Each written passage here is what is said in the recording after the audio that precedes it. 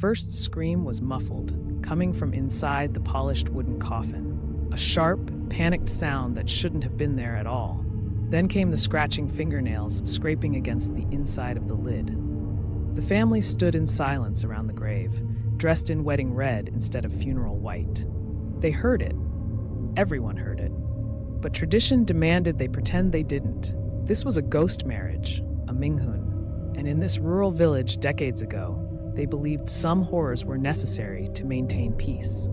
This wasn't folklore. This was what happened when ancient customs turned into living nightmares. To understand why they didn't open that coffin, you need to understand ghost marriage itself. The practice goes back centuries, rooted in the belief that souls need companionship.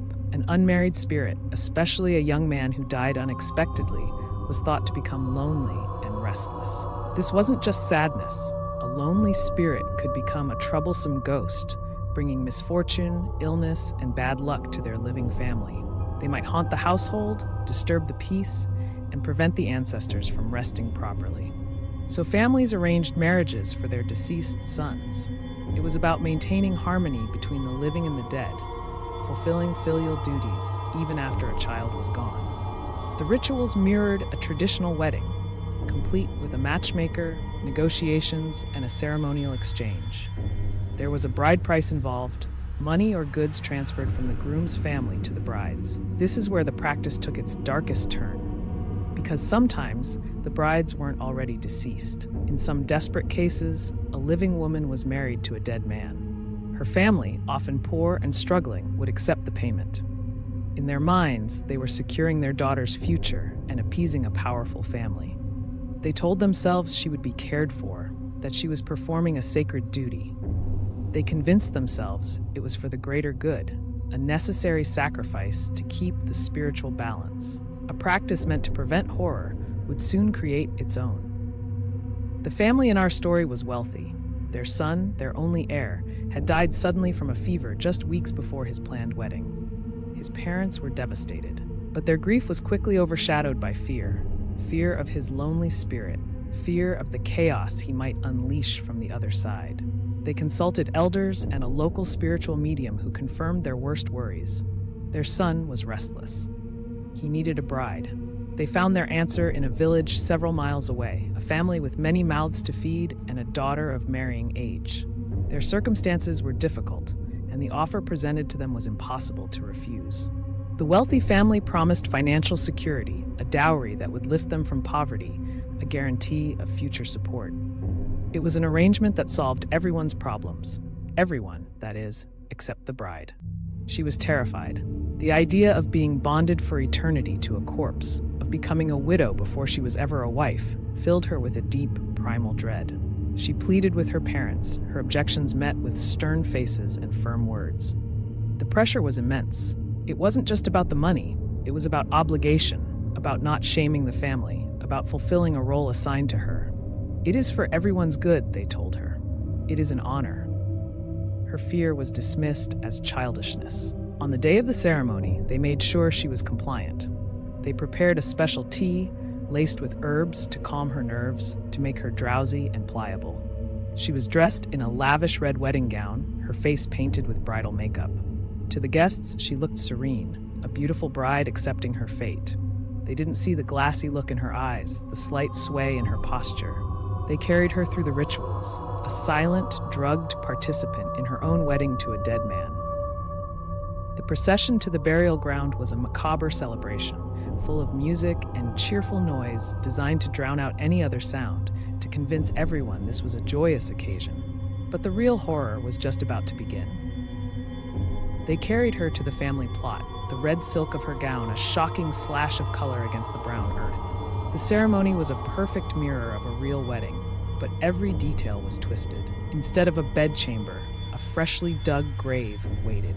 Instead of a groom standing beside her, his body lay cold in an adjacent coffin. Incense smoke curled into the air, thick and sweet, mixing with the scent of turned soil. The herbs they had given her were wearing off. Her eyelids fluttered. A low moan escaped her lips, barely audible over the chanting and the rhythmic beat of the ceremonial drums. The family elders chose to interpret the sound as spiritual ecstasy, a sign the groom's spirit was accepting his bride. They smiled and nodded to one another, their relief palpable. The procession continued, a parade of denial marching toward the edge of the pit. As they lowered her coffin next to his, a thump came from inside the wooden box. A deliberate, solid sound. Someone in the crowd chuckled nervously. "The young master is eager," an uncle muttered, and a few others forced laughs. The reality was too terrible to acknowledge, so they wrapped it in a joke. Then came the first nail. The hammer blow was like a gunshot in the quiet moment between chants. The sound seemed to jolt her fully awake. A muffled cry, clearer this time, a wordless plea from the darkness. The man with the hammer hesitated, his eyes darting toward the family patriarch. The old man's face was stone. He gave a single, sharp nod. The hammering resumed, each strike driving the thick nail deeper, sealing the lid. Another nail, then another. With each blow, the sounds from within grew more frantic. The soft thumps became desperate scrapes. The muffled cries rose in pitch, becoming sharp, panicked screams that cut through the ceremonial music. The final scream was unmistakable. It wasn't a spirit. It wasn't a ghost. It was the raw, terrified voice of a living woman realizing the earth was about to claim her. The sound hung in the air for a second, a perfect, horrified silence following it. Then the patriarch shouted the final ritual blessing, his voice booming over the grave, a command to drown out the truth.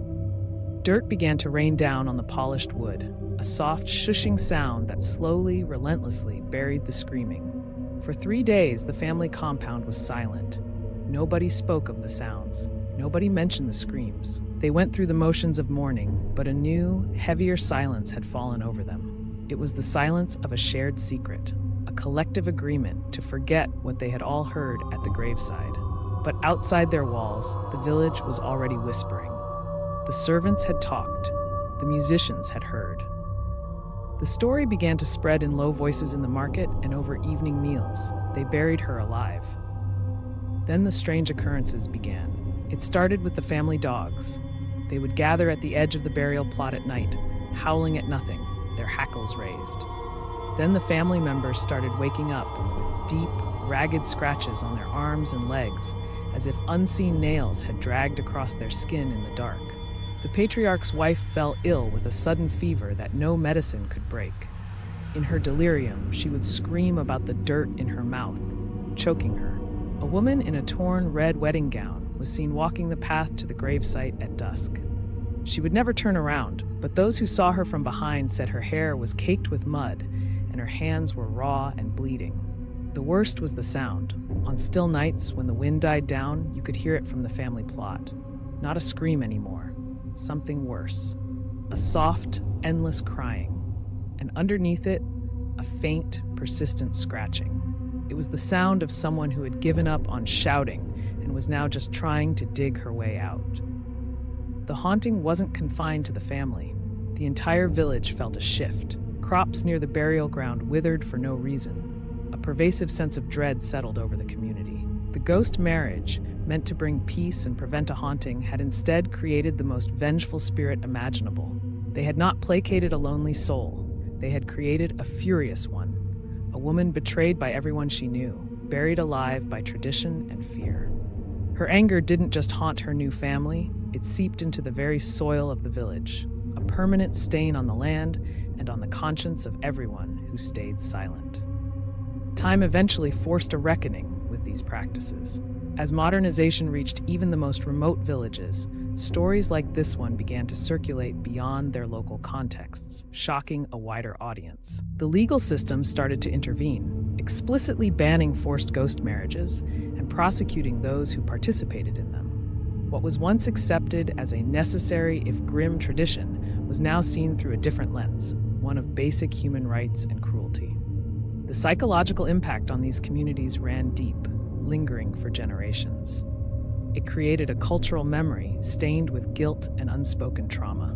Even those who weren't directly involved carried the weight of collective silence. You'll find that in regions where these practices occurred, there's often a particular sensitivity around marriage customs, a heightened awareness of a young woman's consent. The story persists not just as a scary tale, but as a permanent cautionary marker in the cultural psyche. It reveals the terrifying power of compliance.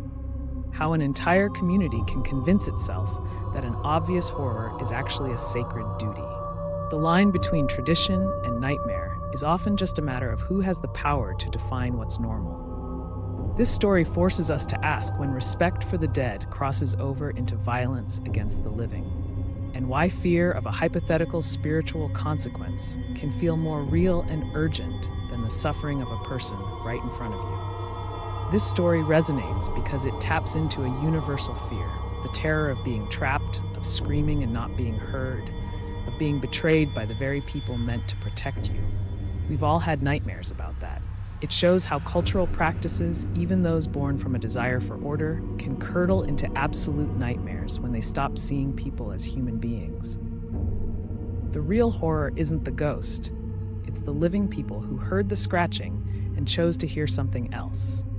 It's a permanent reminder to listen to the voices that struggle to be heard, especially when it's inconvenient.